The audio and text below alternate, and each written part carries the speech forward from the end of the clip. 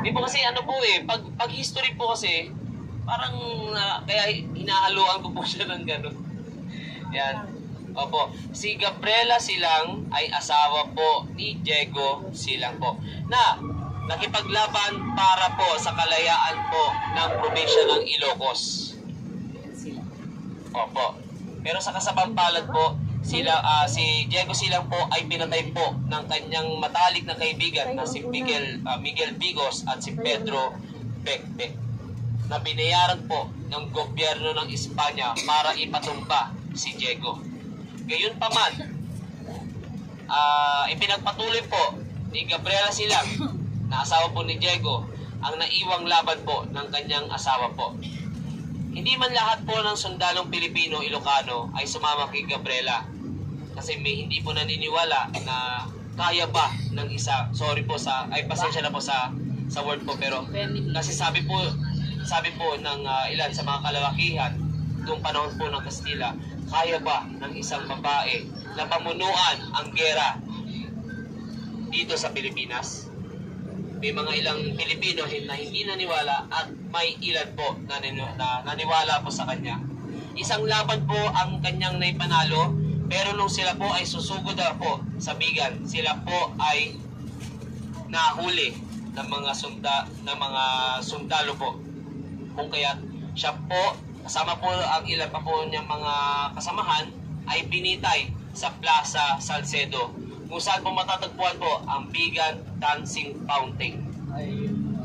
Doon po binitay si Gabriela Silang noong taong September 1763. But wait, there's more.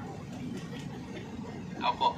Si Gabriela Silang po, nung siya po ay binitay, ginawa po nila ito in public. Opo. Lathala po ito. Talagang lantad po sa buong publiko po ang pagbitay po kina Gabriela Silang. Bakit kaya nila ginagawa yun? Kasi po, gusto pong mangyari po ng gobyerno ng Espanya na makita ng mga Pilipino na ganito ang mangyayari sa inyo kung kakalabanin nyo ulit ang gobyerno ng Espanya. Kaya po, ang nangyari, marami pong mga Pilipino ang natatakot po na mag-revolusyon. Kaya po tumagal po ang pamumuno po ng Espanya po. Yan, umabot po siya ng 333 years. Opo. Pagkatapos po bitayin, sinunog po ang kanyang katawan. Opo. Kasi po, bakit naman sinunog ang katawan ni Gabriela Silang? Maputi pa si Gabriela Silang kaya sinunog, tsaka insecure sila. Doon po, sinunog po ang katawan ni Gabriela Silang kasi naniniwala ang mga praile na isa pong demonyita si Gabriela. Isa siyang diablo na pagsunugin ang kanyang katawan. Kaya pala merong mga aswang. Opo. Kaya po may mga aswang, may mga multo, kasi yan po ang itinuro po ng Espanya po noong unang panahon para takutin po tayong mga Pilipino.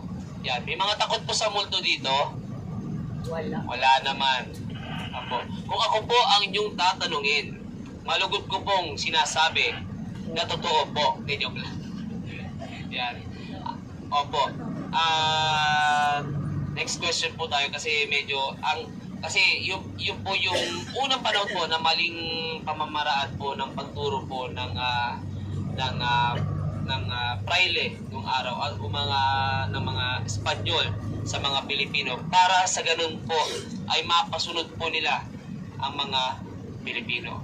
Kaya nung panahon po ng Kastila, talagang kinaklasipika po nila yung mga tao depende sa estado po nila sa buhay. Kaya meron tayong Peninsulares, Insulares, Ilustrado, at Indio.